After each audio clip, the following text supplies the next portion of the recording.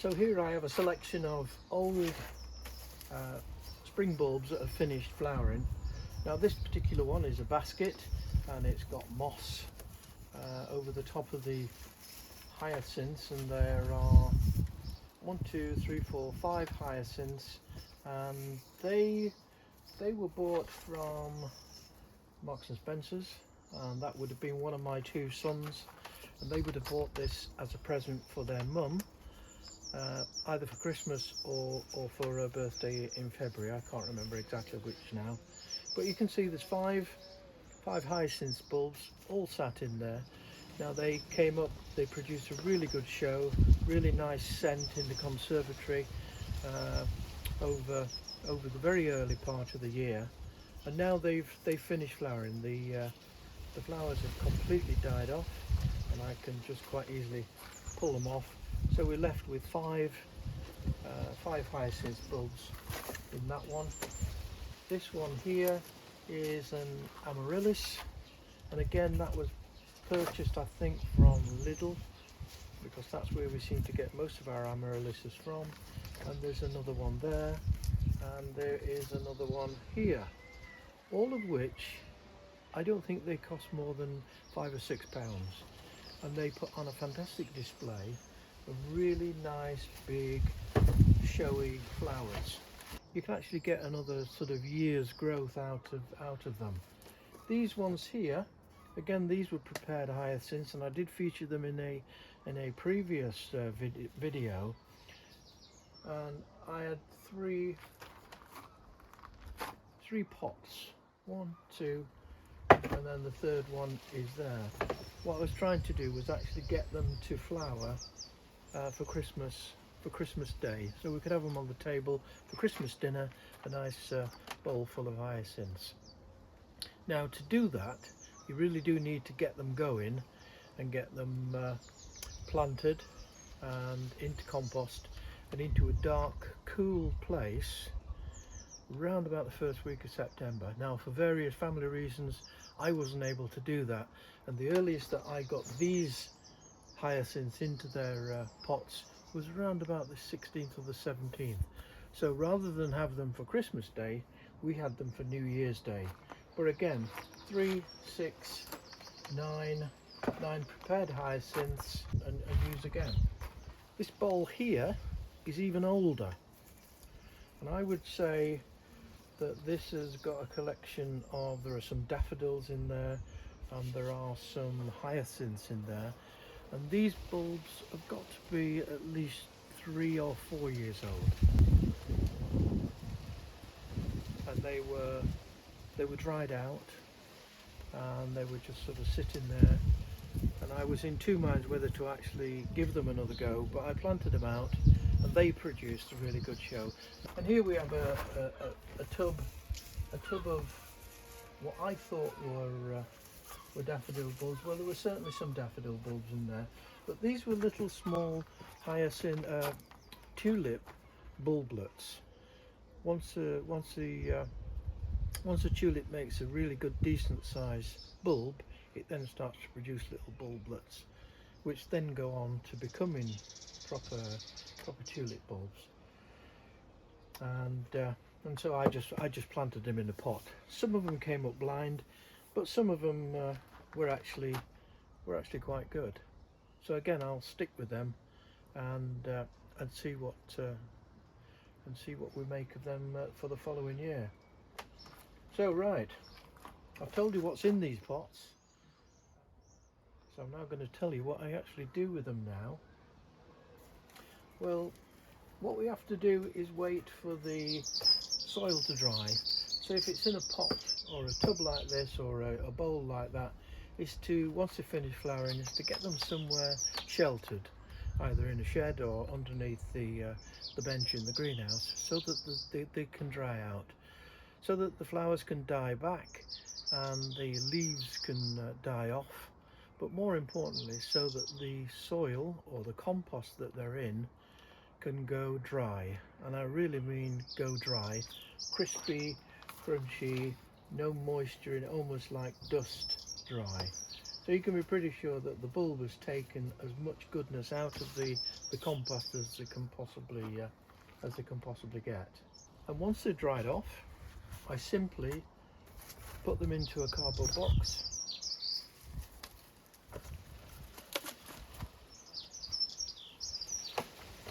So if we just pop them back there and take out the hyacinths.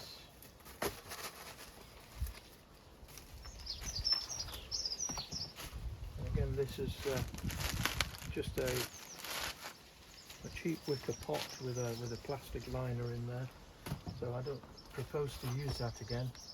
And as you can see, they're all really quite dry. I'll just break off the soil.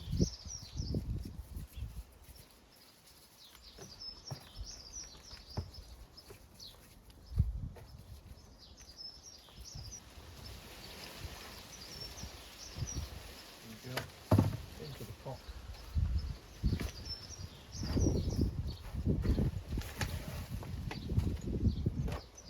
Again, this was one of the prepared hyacinths that I did in the hope for Christmas.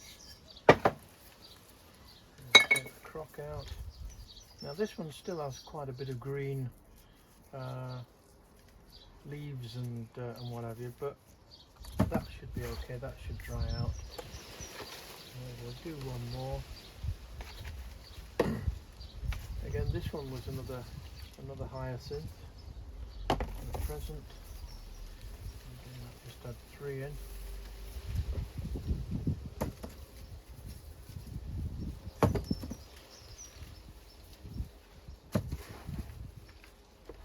Do one more.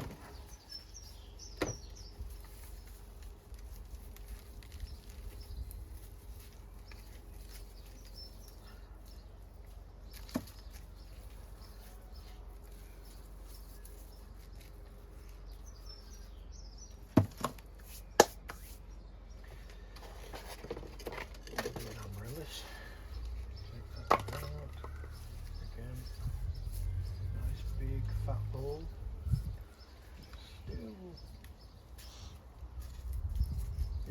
still firm, but it's still good. So again, that will go into the.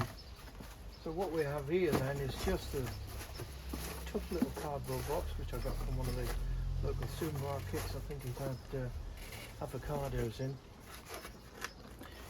Now I'll put that into my bottom shed and allow the growth to really dry out and then they should be ready to be planted around about September of this year to flower for next year. Now our routine each year is to buy new bulbs for the following spring. We've done that every year for as long as I can remember, and we've not thrown any bulbs away that we've had flowering.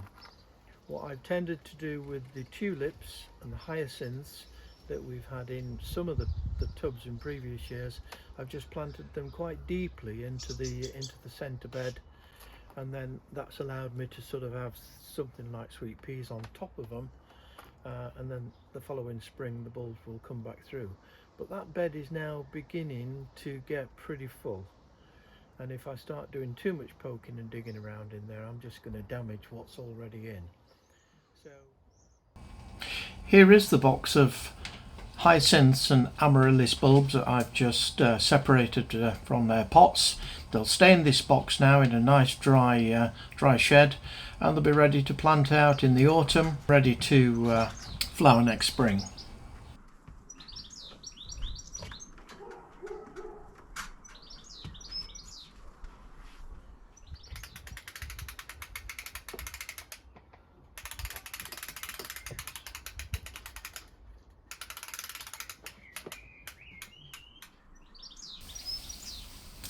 So the next job on the agenda then is to move all these pots of tulips from the deck down to the bottom of the garden so that they can dry out fully before I knock them out and put the bulbs into cardboard boxes. Then I will get them out again around about September, October time, and just go through the whole process again. Now some of them may not actually come back as good as they did the first time, but you know, as you can see from some of the past bulbs that I've planted, you do tend to yeah, you can get them to come back year after year, provided that you look after them.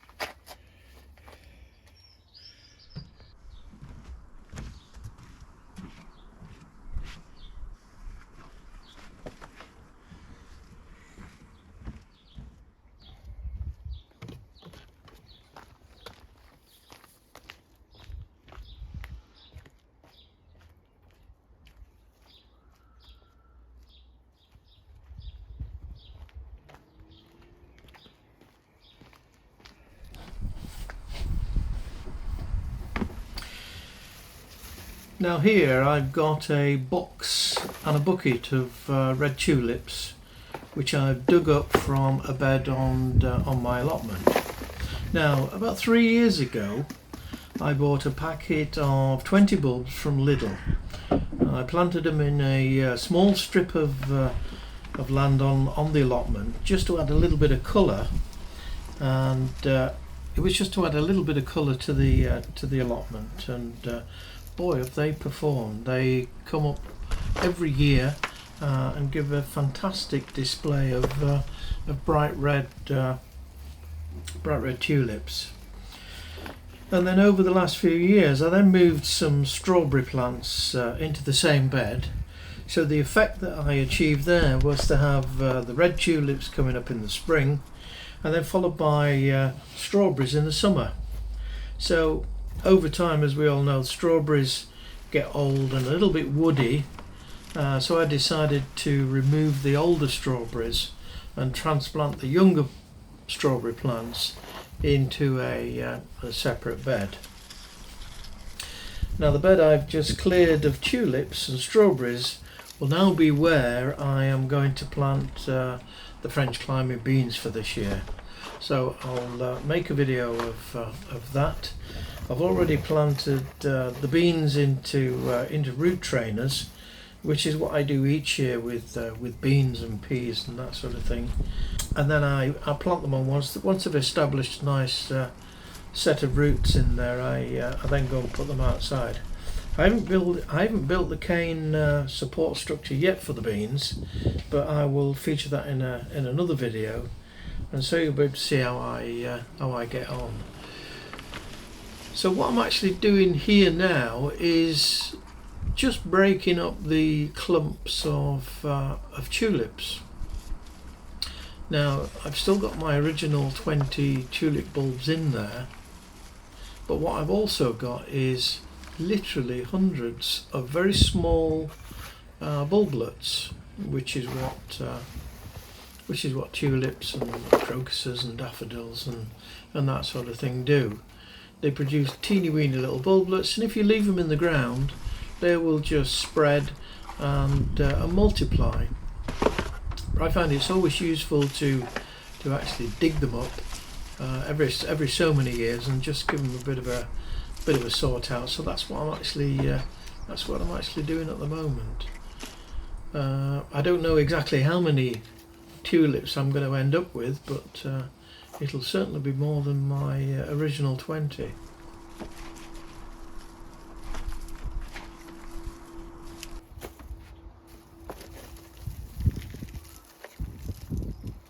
For instance, I've got two larger tulip bulbs, and then between them there is probably 5 or 6 very small little bulblets. And again, if you've got the patience to dry them out and sort through them and then plant them on individually, the little bulblets do then grow into slightly larger tulip bulbs, which eventually will produce their own flowers. But that process might take a couple of years anyway.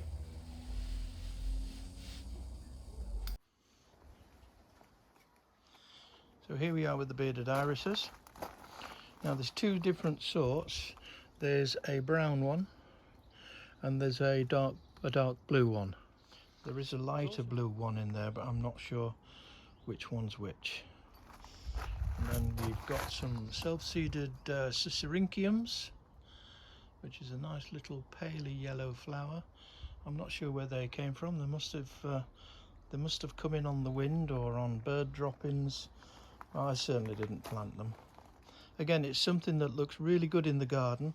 If you let them go to seed, they will just seed everywhere. And I've got some really good foxgloves on the way out. Yeah, we have a nice one there. And then there are some whoppers down here. There's 3 of them right on the corner.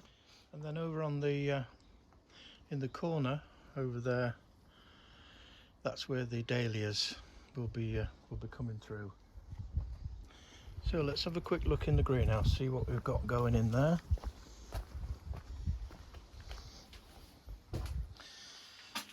I've got loads and loads of tomatoes there. Again, there's far more than I need, so I'll be giving a few of those away.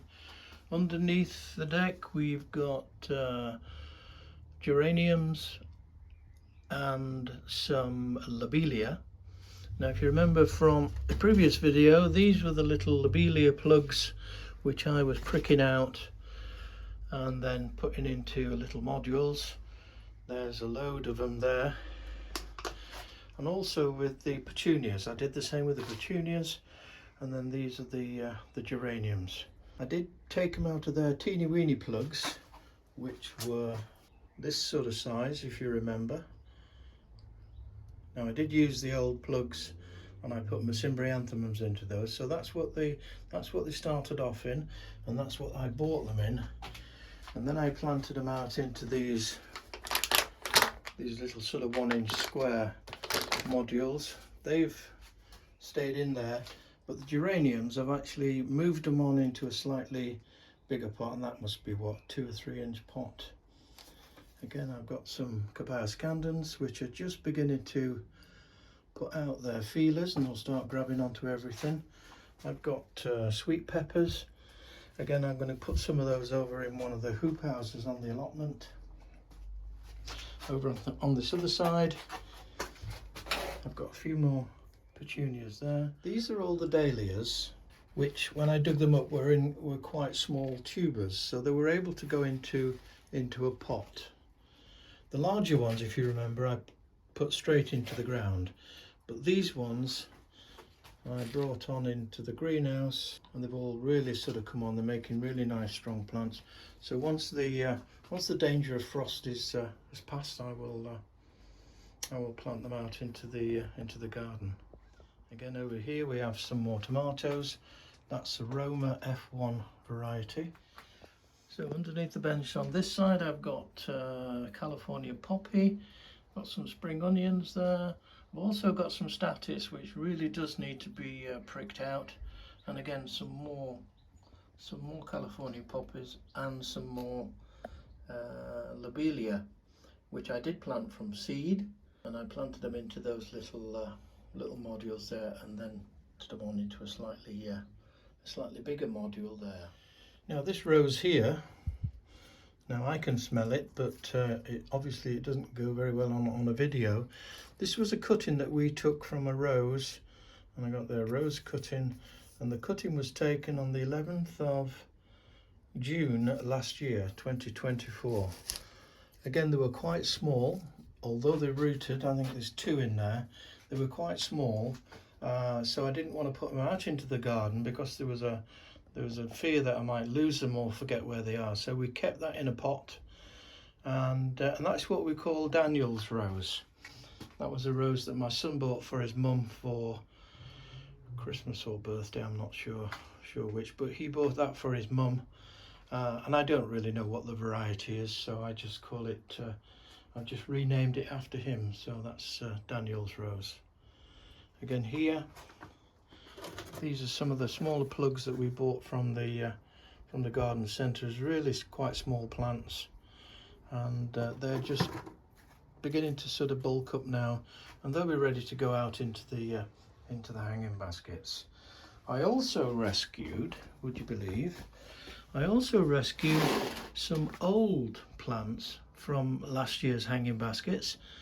Although I cut most of them off and chopped most of them back, and then I put them at the bottom of the garden with the intention of letting them dry out before I made the new hanging baskets. But these ones here, these Nepeta and these dangly things, they just refused to die off. So I carefully dug them out, I potted them on into some fresh compost, and there we go. 6 new plants from last year's old ones. Now just a quick look at the white rambling rose, and I can see literally thousands and thousands and thousands of very small buds. I think we're another couple of weeks away from having any of the white flowers, but as soon as they come out I will include it in another video. Really pleased with this. Now in these pots here, what I've got is a canna called Indica Purpurea. And if you remember from a previous video I did, was when I took out the ribbon grass and I had to dig out the Canna Indica Purpurea at the same time because it was all sort of entwined. What I then did was I just planted out canna rhizomes into pots. Some of them were very small pieces, some of them were a little bit bigger. But as you can see from this one here, now we look at the label Purpurea, it was the 15th of January I actually split them up and did all that. But this is probably the best one that has come out so far. And you can see it's got a nice strong stem, it's got some lovely leaves, and the flowers that do come out will be a very pale pinky red. So again, I've got loads and loads of these, and as I said in the video when I split up the ribbon grass from the canna, there's far too many for what I need, so I'll probably end up giving some away. And if we have a quick look underneath the stage in here, you can see this one. We don't want that little weed in. This one here is showing a really good strong shoot. That's the old rhizome that went into the center, and then that's the new shoot coming out. I've got 1, 2, 3, 4. I've got another 4 under here. Now they're not sprouting yet, so we'll give them a little bit more time, and then the job should be a good one. So what else have I got up here? I've got white gora, and I've got Salvia amistad, and they were 3 cuttings that I took from a plant last year, and there they are, the 3 cuttings, and they've turned into really good strong plants. What I'm actually in the process of doing at the moment is, as you can see up here, I've been pinching out the tops so that they don't get too tall and too leggy and get too spindly. So I've been pinching out the tops, and I did it there, then I did it again here and here, here. So every time you pinch out a top, the 2 shoots below it really get their act together and then start to sort of almost compensate. And then we have some more white gora around the corner there.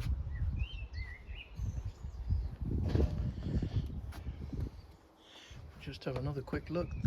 This is one of the banana pups that I took off again in a previous video. I think it was and the red banana's coming along all right. This one down here is looking particularly healthy. I might need to cut that leaf off there. And we've got lilies coming in the tub here, more white gora, and we have a Canna Gold that's just sprouting. Again, that will, once it gets up to about half a metre, it'll start to put out some really nice yellow flowers. That's a peony that's coming up. Again, another split banana. Again, that's just beginning to get its act together. It's putting out a new leaf after being split up. Another red banana. This particular banana here is looking a little bit sorry for itself, but it's in the process of putting out a new leaf. So we'll just give that a little bit more time, and then that should be okay. And again, we have another banana down there, and another quite a large banana through there, if you can see it through the bamboo. And that one's coming on all right as well. So it's all a little bit early in the year for all these at the moment, but give them another month and they will be coming on really good. When I split up the ribbon grass from the Canna Indica Purpurea, I did say that although I wanted to get rid of most of it from the bed, that I would be putting a few clumps into pots. So here we have a pot of ribbon grass. Again, while it's contained within the pot, we're okay. And then over here there's another one, and then I have another one over the other side. Now what we'll do with these, we'll move these around the display. Maybe put them on the deck, or we may actually put them in the bed inside their pots.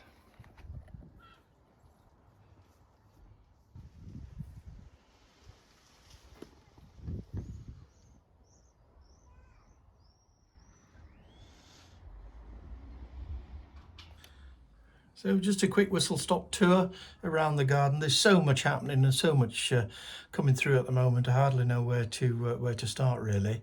But that's just a quick glimpse of what's coming up in the garden this month.